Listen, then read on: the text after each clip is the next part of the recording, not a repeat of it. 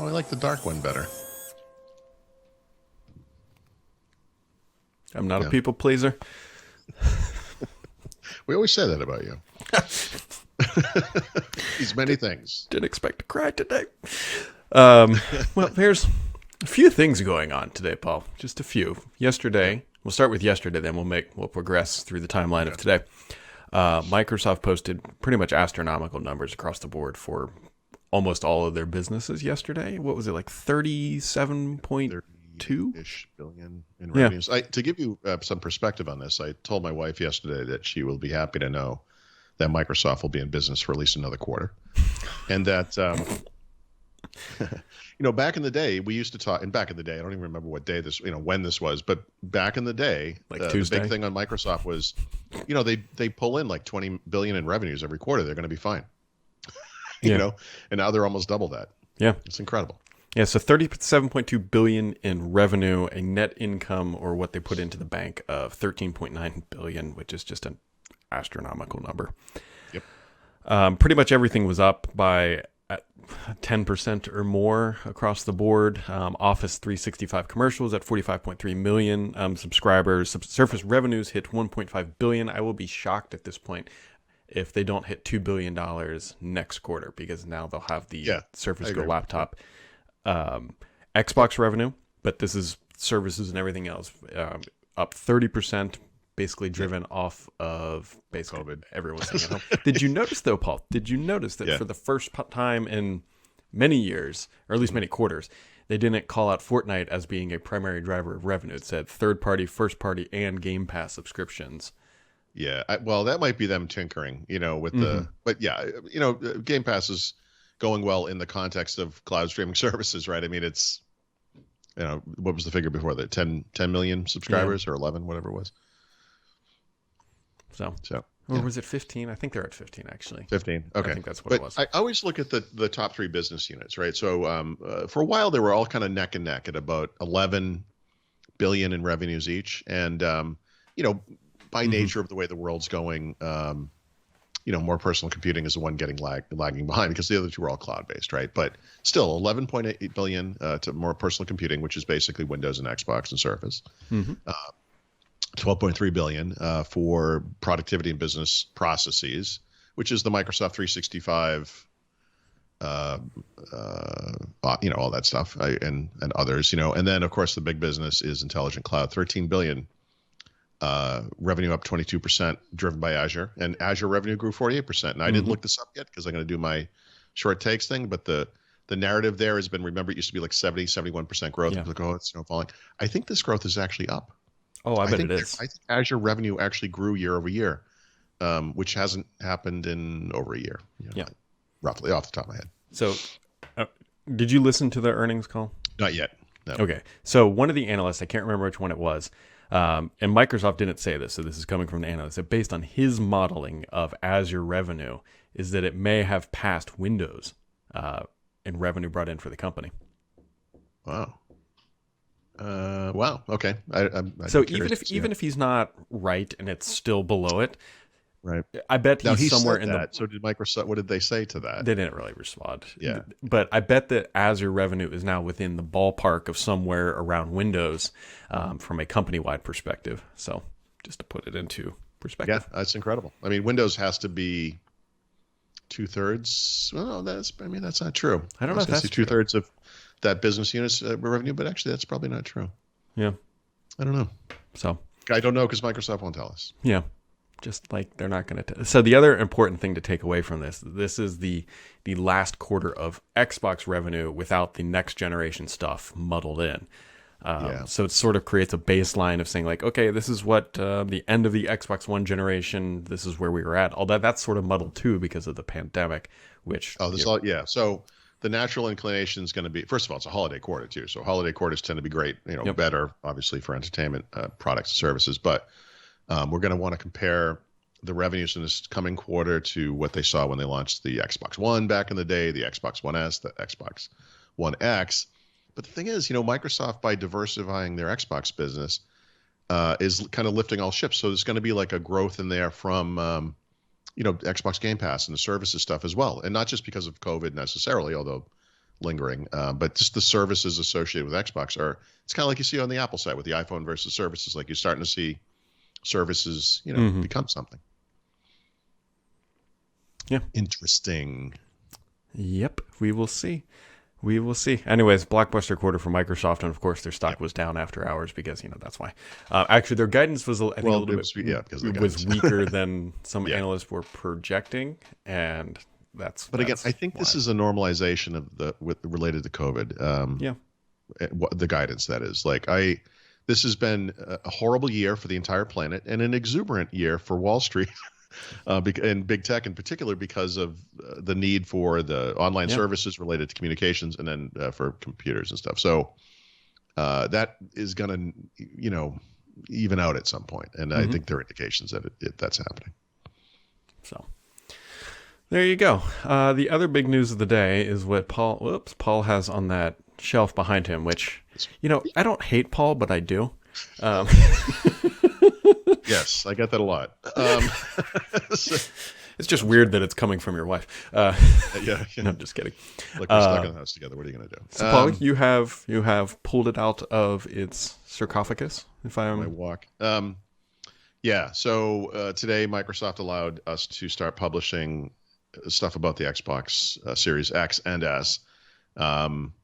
Specifically unboxing, and that's it. We literally can't talk about anything beyond look, here it is out of the box, and you can look at the hardware and everything. So I put up a big photo slideshow of just a list of photos really of the Xbox One X, but I've specifically not opened the Xbox One S so that we could try to do that live on the show, although no one's watching us live except for you and I.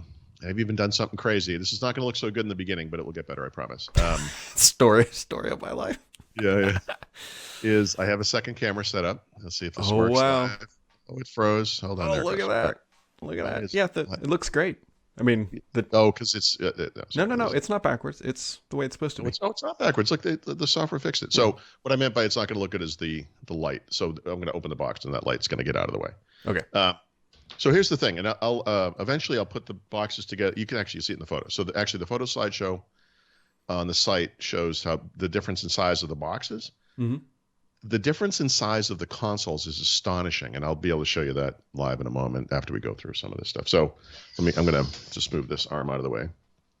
And so basically what you see in both of these boxes is the same thing. It's just that this thing, and this is my hand. I mean, so I know I have Thanks big for hands. clarifying. Well, no, but compared to the size of it, like it's small. Yeah. So like this is the Xbox One X controller. This is a small console. It's really.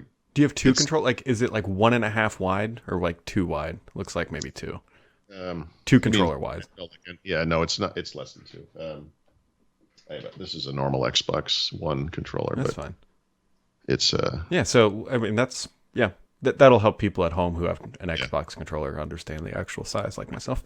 It's pretty. Yeah, it's pretty tiny. I brought out my Xbox One X and also the Series X, and we'll be able to put them all next to each other, whatever. So the console itself, it says small. And it's funny because there's not really much to the box. Yeah. If you're familiar, like the recent PCs I've gotten have used this exact same packaging. It's kind of interesting. It must be ecologically sound or whatever. I mean, I've gotten boxes of chocolate that are larger than that. I know. And this thing, there's a little bit of a weight to it because obviously there's like a transformer or whatever in there, but it's really not particularly big, right? So it's wow. It's so cute. Like I kind of want to use it just because it's just so awesome and cute. Yeah, like it looks like when you put it on its side, when you can't see the black and the ports and all that, it looks like one of those like Western Digital USB Type-C hard drives. That's exactly right. Yeah, right. It's a different shape, but this is smaller than my NAS overall. Yeah, yeah, exactly like that. That looks like an external hard drive. Yeah, it really does. So that's that, and then this I assume is going to be exactly the same as what was in the other one. So there's the power cable, and it's worth noting, no brick, right? So it's somehow in this tiny thing is the whole deal, and then a really nice quality HDMI cable. You know what you should do? What's up? You should go find one of the massive Xbox One power bricks. Remember those things? Yeah, I do. I have one actually. You should take some photos of that thing like sitting on top of there. Yeah. Well, remember, so over the course of time, they fixed these things. So Yeah. the Xbox One S and X both just have the power cable. Right. And this one does too. So they've kind of, but remember back in the day, like Xbox 360, the brick was almost as big as the console. Mm-hmm. Or is that the brick that I'm thinking of? Yeah, I think that's what you're thinking of. Yeah, maybe if you have a 360 brick, I'd be curious to see the actual size. So the differences on this thing are that it's got that kind of really grippy thing on the back, like we saw after the original Elite controller came out. They added kind of a grippiness to the new, at the time, Xbox One controller. And then this is very different. It's kind of hard edged on the four sides of the 4 points. Yeah, that's like the Series Elite controller, but that one's obviously but not baked on. replaceable. Yeah.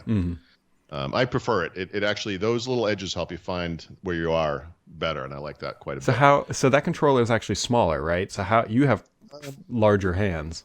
Let's do this again. So I actually, to me, they seem, now again, it's not white, obviously, but I think they're about the same size. Yeah. But you can see the difference in the... Yeah, they only said it was like a small percentage or something like that. They made it more narrow or whatever, but... everything, by the way, USB-C there. That's one big difference. That's nice. Controllers, to me, seem great. So there's that. But let's get this out of the way without killing anybody. And I think the other interesting thing to do here would be to put these things side by side. So, and unfortunately, we're going to have to deal with that light a little bit. Sorry. What if you just turn the light off? Yeah. What if I just turn the overhead light on? Oh, there you go. That works much better. Yep. All right. So that's the S, obviously. And then next to it. Womp. Yep. I know. Try not to drop it, Paul. Let me move that up a little bit so you can actually see it. Okay. That's pretty good. I'm going to move that over a little bit because I need to add one more. And then this is the Xbox One X, right? And so the interesting thing here is it's all covered in dust too. It's deeper, obviously. Yep. And thinner, but it's maybe I could turn it a little bit so you can see it better. And actually, like this thing next to this is in some ways the most interesting. Yeah, I was gonna say that's the more relevant. Yeah, because it is. Wow. It's kind of hard to say because they're not exactly the same shape or whatever, but I mean it's tiny. Yeah. It's amazing how small it is. I love this thing just because it's so small. Like you could almost make a case for it as a living room device. The other thing no, I can't talk about that.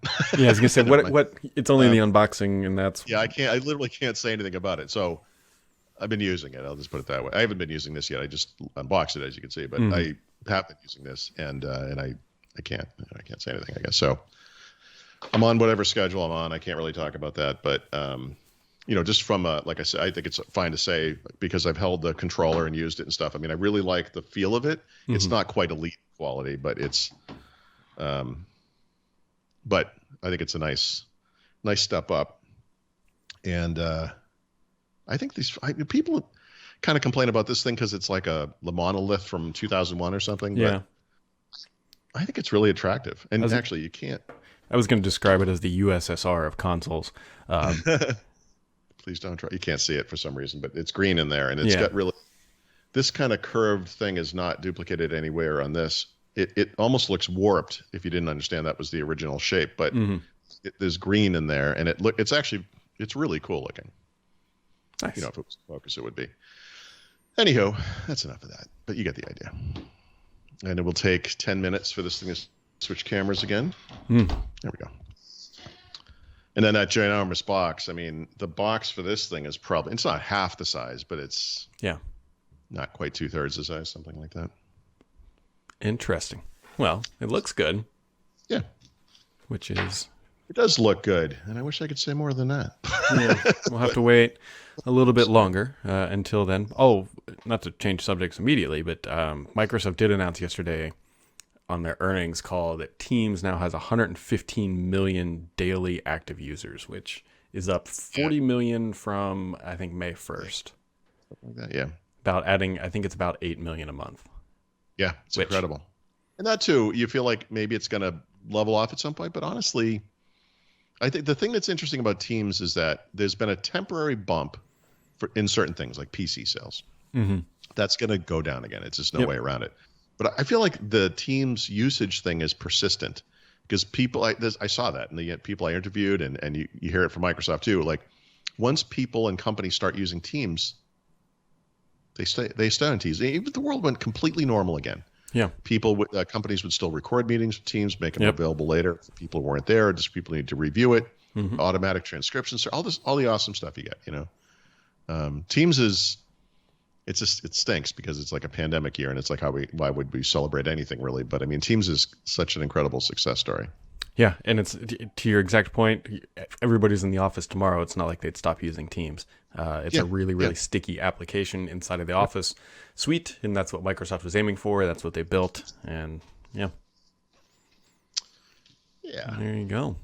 So this has been one of our more content-packed episodes. We should take the rest of the week off. We should. Unfortunately, I don't think that's the way it works. Oh, yeah. Oh, well.